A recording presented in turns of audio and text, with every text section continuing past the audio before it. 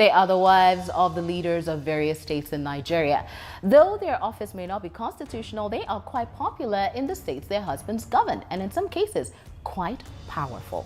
They are the wives of the governors, they are the first ladies of the states. But many ask, what exactly is the role of the first lady of a state? And that is forming the topic of our discussion right here on Root Cause. My name is Gloria Oji Emode.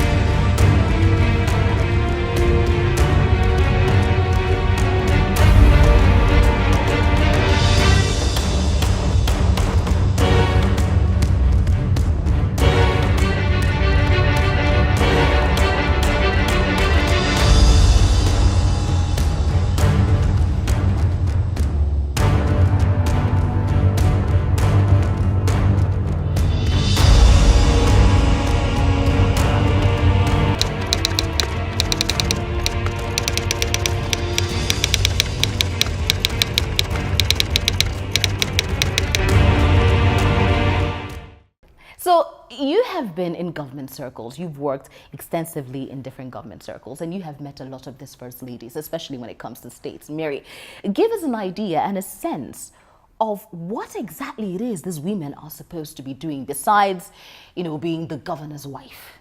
First and foremost, those first ladies are the first partners of whoever the governor is, and their role, they play the wifely role and the mother role. Where they have kids they to tend to. They are also, entertaining guests and preparing for meetings. I mean, they have to hosting of visitors for the president or the governor, whoever is the first family head is. And beyond that, you can also understand, I can tell you that some of these first ladies are equally very powerful. Knowing that, of course, they've been with their spouses longer than anybody else. Privately and publicly, they are the partners of these governors. So privately, they are giving advice, they're playing advisory role.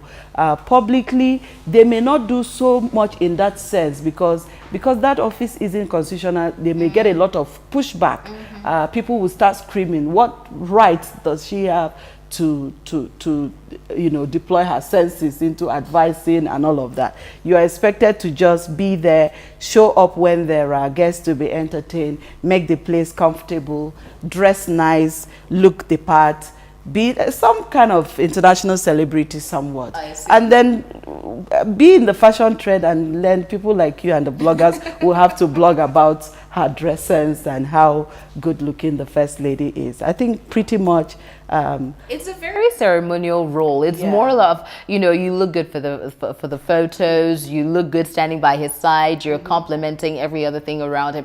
Jude, let's look at some of the things that these women do. Over time in Nigeria, pet projects for first wives or first ladies across the state has become a regular thing. In fact, during the recent induction of governors here in Abuja, their wives were also around, and a lot of them spoke about their passion and the so-called pet projects. Now, it has also beamed the spotlight into these pet projects. First of all, people would ask, how do they choose these pet projects? How do they get funding for it? And is there any sort of monitoring? Are they obligated to complete the so-called pet projects? Tell us a bit about that. You're in the developmental world. You are asking, how do they mobilize resources? And because their office is not constitutional. It is not constitutional, but don't also forget that they leverage on the goodwill of their husbands and their husbands' party members, contractors, government contractors and the likes. They will not tell you this, but I'm very pretty sure that there is no budgetary allocation to their office. But because you are the governor, all the contractors, all the government contractors, once you do a fundraiser, they all fall in line to support whatever you are doing. And of course, many of them have to come up with something that people can see, what usually happens is that although covertly their husband may be supporting them, given the fact that there's a lot of state resources which are not accounted for. For instance, you talk of security vote. You can chip about 200 million of that to your wife under the guise that she's supporting, she's working against child trafficking or child molestation or women molestation or whatever. So many of the funding sources is shrouded in secrecy. Many of them will not outrightly tell you, this is how I make my money or this is how I spend my money.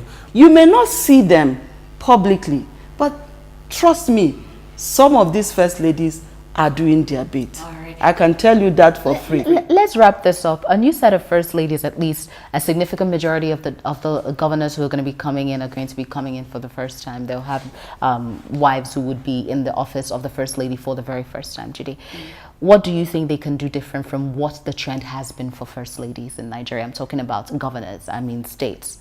Well, in the opinion article I wrote some years ago on this issue, I had actually said, look, let's make it constitutional.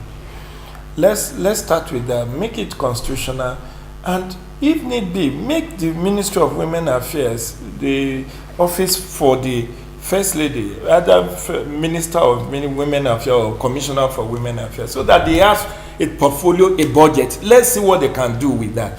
That is bringing them into governance. I mean, that's my own personal opinion to legitimizing what is being done. Taking from there, I'm just wondering to what extent, because constitutionalizing it, I would think it would be okay to let the office of the First Lady remain as recognizable as it is, but we may need to improve on that office and give it more life in terms of maybe giving them statutory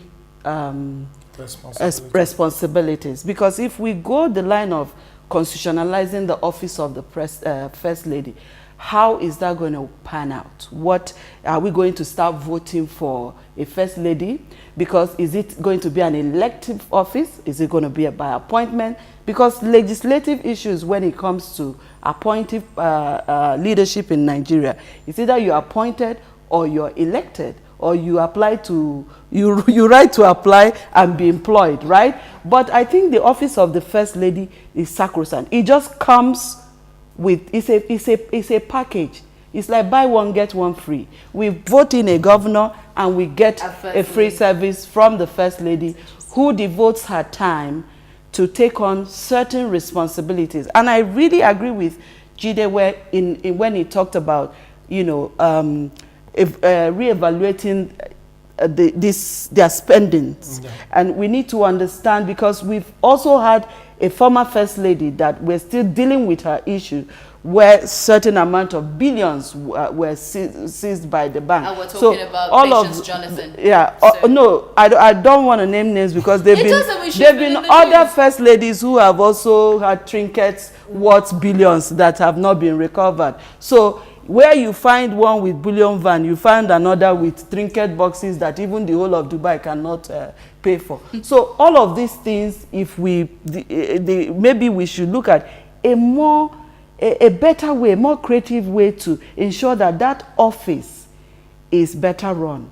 Maybe make it truly official, but not constitutional. Okay, make it. That's just what I maybe because constitution may take it. Maybe when I talk about constitutionalizing it, I'm not even saying okay, make it elective or appointive. I'm saying let it be recognized by constitution. One, then you can. I mean, it's at the discretion of governor to appoint his commissioner, his cabinet. So you have the Minister of Women Affairs. Appoint your wife. Let it be a reserved seat for the wife of the governor, whoever, whether it's the sixth wife or the fifth or the fourth.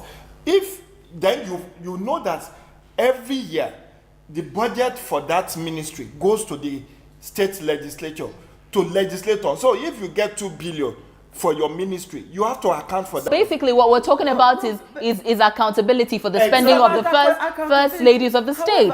What we have now is pressurizing government contractors to support the project, whether they liked it or not. And many of them, when they do fundraiser, they may raise 5 billion.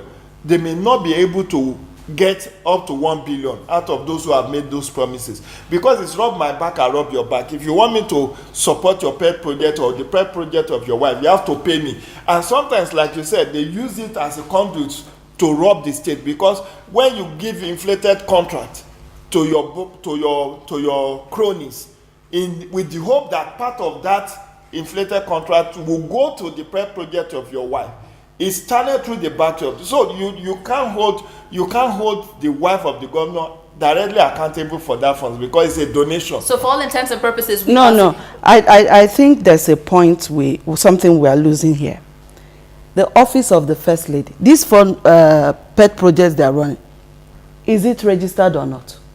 Some of them are not registered. Some of them are registered. So what should happen, typically happen is, so these are NGOs. So it is for the failure of all this country to really understand the workings of NGOs and regulate them.